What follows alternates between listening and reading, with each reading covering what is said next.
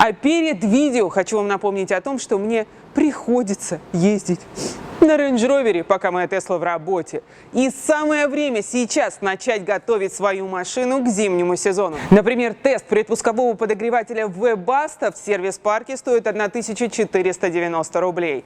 Гарантия на все работы 365 дней. Собственный склад запчастей, как оригинальных, так и аналогов, в сервисной книжке вам, конечно же, поставят все нужные отметки. Ну и шикарное место расположения, всего 150 метров от метро.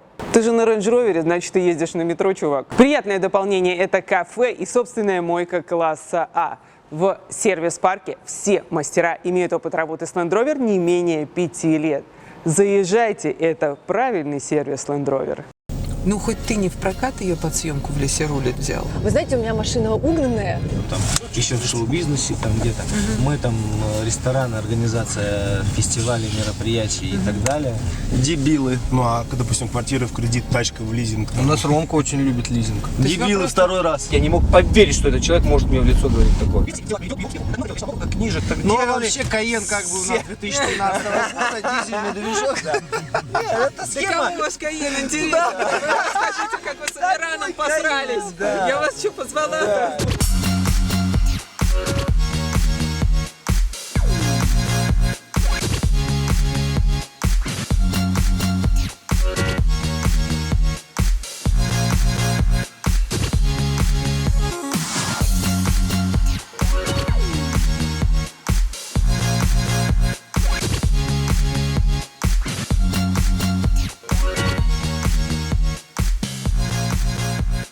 Сегодня, ребята, на лесе рулит тачки московских мажоров, причем в разном бюджете.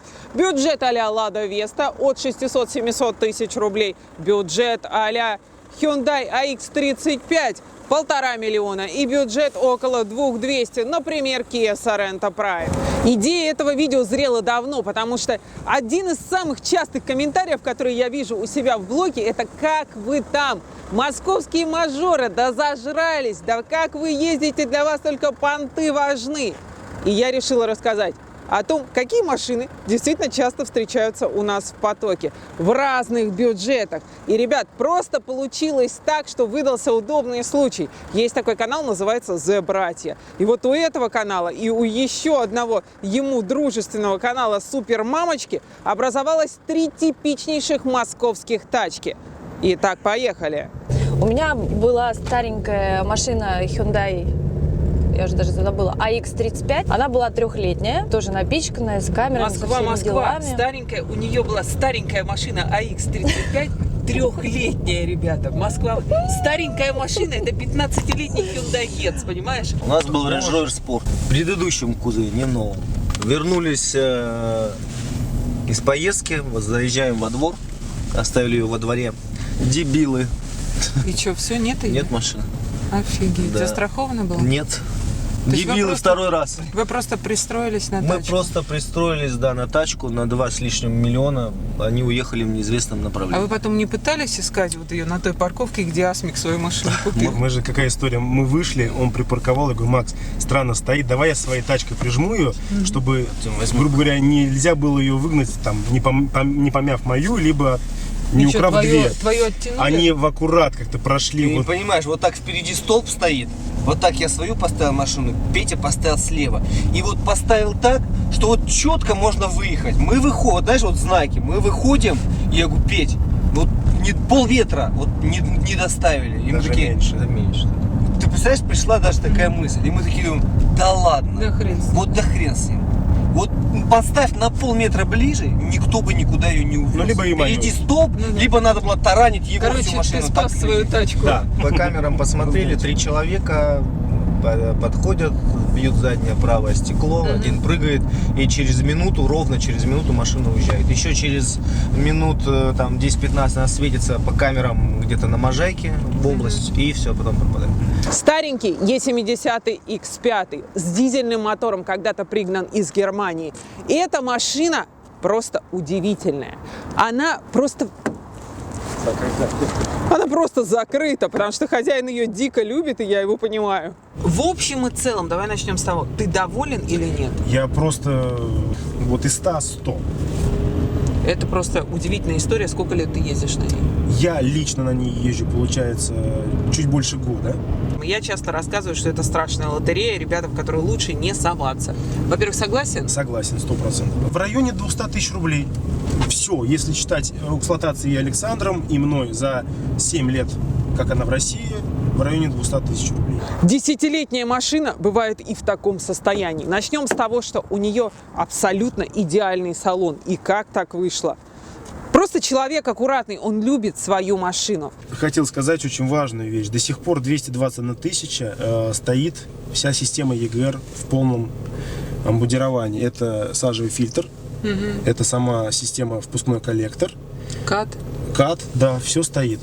Единственный нюанс по салону я вам сейчас покажу. Кстати говоря, вот правда, залог этого автомобиля в том, что его, похоже, залог состояния этого автомобиля в том, что его, похоже, всегда очень любили. Единственное, как я уже сказала, вот здесь вот сиденья подстерлись. Больше, правда, не нашла ничего. Ну, небольшая проплешина есть вот здесь вот, но идеальная машина. Где найти такой Х5? Фиг его знает. Кстати, машина не пробочная. У меня есть вторая машина рабочая, Hyundai Solaris. Я стараюсь, если я еду в центр, я понимаю, что будут пробки, большие заторы, еду на ней. Она любит автобаны, трассы, трассовая машина. Но классно, это как две пары обуви, Лен. Ты будешь носить их гораздо дольше, если у тебя две пары обуви. Либо ты носишь только одну, Да, и именно. занашиваешь ее. Конечно, не каждый может позволить. Но, грубо говоря, вот их Cayenne стоит 2300, да? Я купил за эти деньги XA, купил Solaris, и у меня еще остались деньги на строительство там, своего дома в Тамбовской губернии.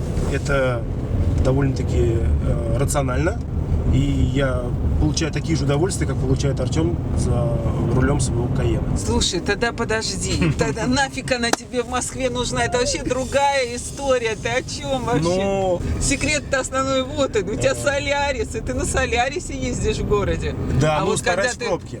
Именно, вот когда ты выезжаешь, и ты понимаешь, что ты вне пробочное время, которого в Москве раз-два и обчелся, или ты куда-нибудь на хайвей поехал, на магистраль, тогда ты берешь этого Машину. достойнейшего, благороднейшего немецкого коня, который сохранил свое благородство лишь потому, что его по прямому назначению используют. Вот если про Ёлки-палки, Москву с этого надо начинать. И сегодня, ребята, заметьте, не рассказываю, как вы привыкли, о надежности конкретной модели, ибо рассказывала уже по ссылке в описании. На всякий случай дам вам те выпуски, которые я снимала об этих автомобилях раньше. Если кому интересно, посмотрите. Сегодня жизненные истории о том, как это бывает. И очень хотела Evoque, но так как Evoque очень дорогой был, рассматривала, понятное дело, подержанную. И получилось так, что мне подсказали, что есть компания, которая занимается угнанно найденными машинами. Потом они юридически чистят, да.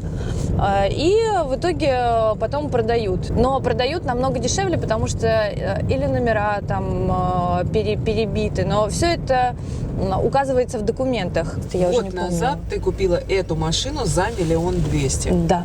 То есть ты Например, получила машину на 700 тысяч дешевле рынка. Да. Эта машина совершенно официально прошла в ГИБДД все стадии очистки. Да. И сейчас, когда тебя полицейский останавливает, ДПСник останавливает, он проверяет твои документы и не имеет к тебе никаких претензий. ты знаешь, я даже в первое время сама говорила: вы знаете, у меня машина угнанная, не могли бы вы проверить? Они такие смотрят на меня ладно. вообще. На Evoque остановлюсь чуть-чуть подробнее, потому что вот о нем как раз-таки я ничего особенно про надежность не рассказывала. Скажу вам лишь то, что когда эти машины появились, в общем и целом нельзя сказать, что они были вот таким вот классическим рейндж-роверным геморроем.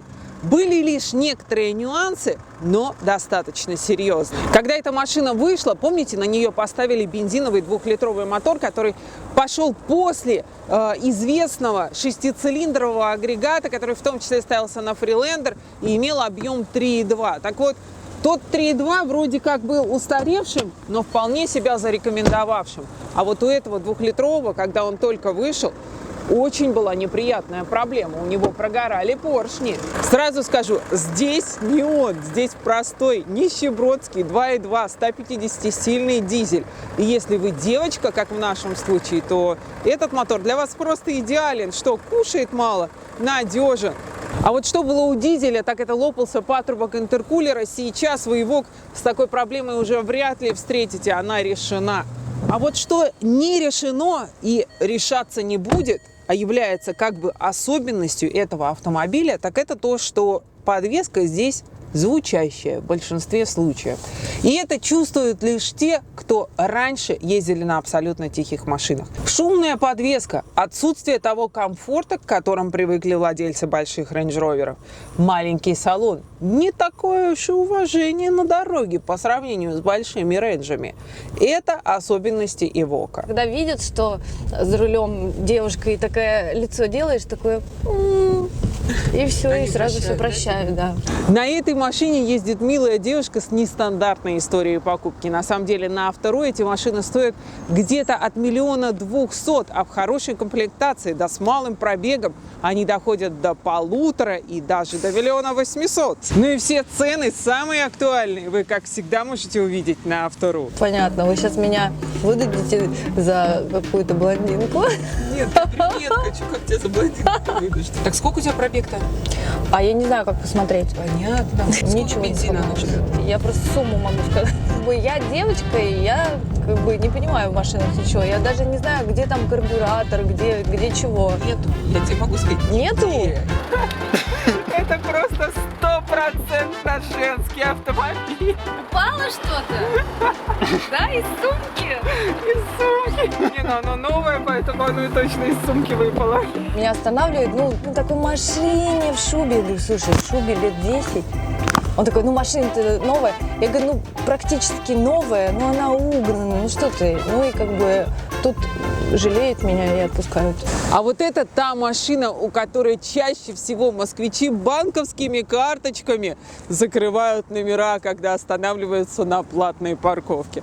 Ну, хоть ты не в прокат ее под съемку в лесе рулит взял. Нет. А то я кого я не сниму, обязательно потом пишут, что машина либо кредитная, либо в прокат Да, есть взял. такие блогеры, да, я даже знаю кое-кого, кто взял. Купил Бентли. на свои, на честно заработанные. Да ладно, да чего вы несете? Хороший парень, у него машина. Ну подумаешь, у него машина в лизинге, ну и что? Это же нормально.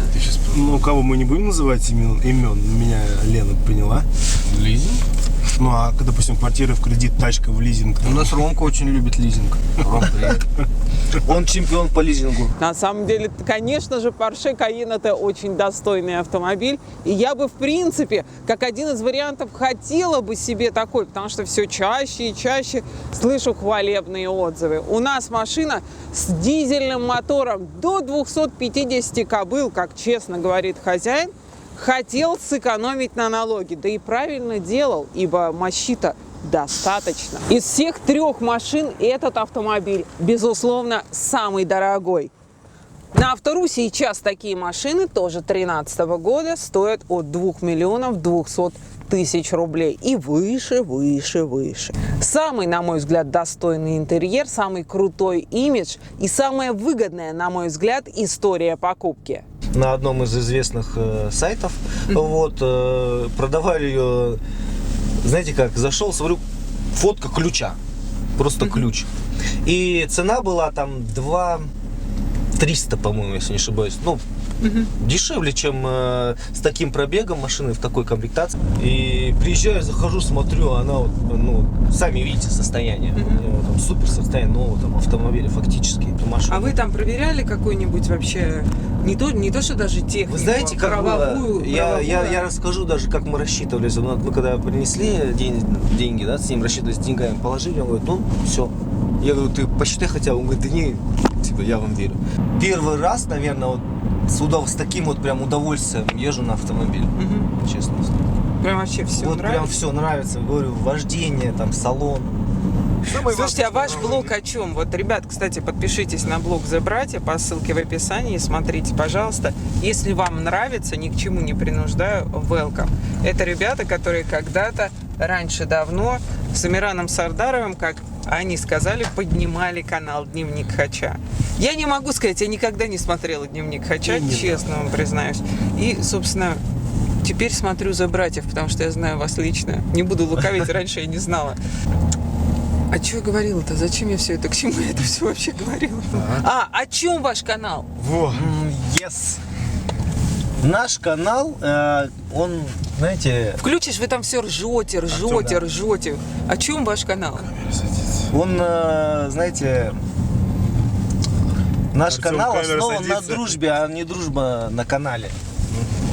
Это канал друзей, которые показывают, как они отдыхают, как они вместе проводят время. Конечно, ни для кого не секрет, я сейчас говорю о наших подписчиках, как мы там зарабатываем, да. Но это же мало интересно. То есть основной заработок у вас не на канале, Нет. не каналом. Нет. Это основной заработок, там у каждого есть свои сферы, там Петя там в строительстве, он там еще в шоу-бизнесе там где-то. Мы там ресторан, организация фестивалей, мероприятий и так далее. Вот. Ну, у каждого свои сферы. О Каене вы, скорее всего, уже все знаете. Из моих же уст по ссылке в описании дам свой же выпуск про больные места этой машины. А вот сплетни всегда интересны. И особенно про один из самых крупных каналов «Дневник Хача». Ведь парни, которые сейчас снимаются у нас, были одними из родоначальников этого канала. Как так вышло, что вы разошлись с Амираном? И вы разошлись со скандалом или как братья просто разошлись? Можно я расскажу? Можно. Амиран действительно был для нас другом, прям другом. Все, что я вкладываю в это слово, это не просто так, не так много друзей за всю жизнь у нас. И мы достаточно автономно жили, и никогда ни я, ни Артем там буду за нас говорить, да и все ребята, кто у нас, мы никогда ни с кем не общались из-за чего-либо, из-за какой-то выгоды или из-за что-то можно поиметь. То есть, если мне искренне некомфортно с человеком, неинтересно, не нравится, по душе, да, то я никогда, мы не общались, и я не буду этого делать. И Амиран был таким другом, но Амирана мы знаем там 5 лет, да, знали до этого случая, этой ситуации. И ты когда с человеком, дольше общаешься, у тебя появляется в общении с ним, в жизни вашей, да, какие-то ситуации, которых не было. Да. И много было у нас ситуаций, которые мы классно прошли, и ни он, ни мы не усомнились там в искренней дружбе друг друга. Да. Но здесь сложилась такая ситуация, я не буду рассказывать от и до открывать, да, и я не открою, наверное, как бы вы ни ждали, я не буду, не в правилах в этих, мы ни о чем там не договаривались, чтобы ничего не говорить, он позволил себе там, защищая свой канал, ляпнуть кое-что такое нехорошее, что я простил, да и все мы простили, но понять я это не смог. Есть у людей, да, почему, если там заметить, там круг общения там у нас, там у вас, наверное, да, это, люди собираются вокруг одинаковых каких-то фундаментальных законов, одинаковых понятий. У меня есть понятия там о дружбе, там о работе и так далее. И вокруг меня примерно такие же люди, с такими же понятиями, непреложными этими законами. И когда у нас случилась такая ситуация, я вдруг понял, что человек-то не такой. У человека на вот этом, да, в определенный момент немножко там, скажем так, повело, да, так быстро это все росло, так быстро это стало случаться вот эти, скажем так, и популярности. Деньги. Звездичка словилась? Я не хочу называть это звездичка словилась. Нет, просто оказались... Звездичка спустилась. Нет, у него просто оказались другие понятия, другие законы. И о дружбе, и вообще об этих ситуациях. Именно и о финансах, все. Просто не смог это пережить, скажем так. Мы простили, отпустили, мы пытались как бы назад даже там сделать шаги какие-то в дружбу. Тёма вообще очень долго продолжал общаться, пока и у Тёмы не открылись глаза-то. Я переживал очень сильно, я не спал 2 недели, я как тёлка был на новопосите, я не мог поверить, что этот человек может мне в лицо говорить такое. Серьезно не мог поверить.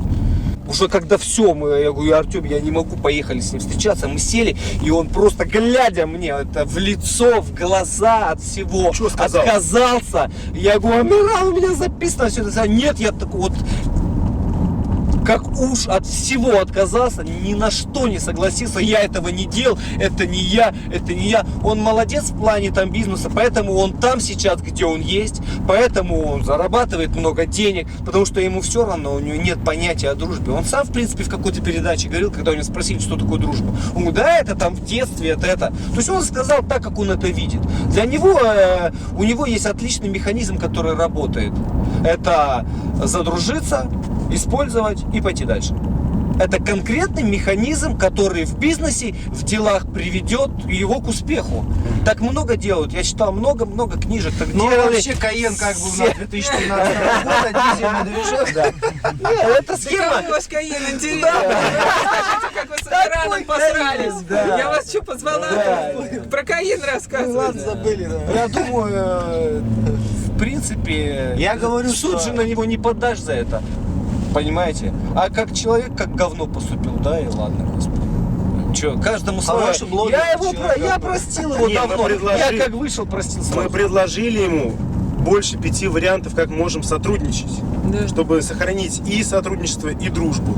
Он не выбрал ни один Ну он, вариант. я потому что объясню почему. Он по натуре, он, во-первых, по гороскопу лев.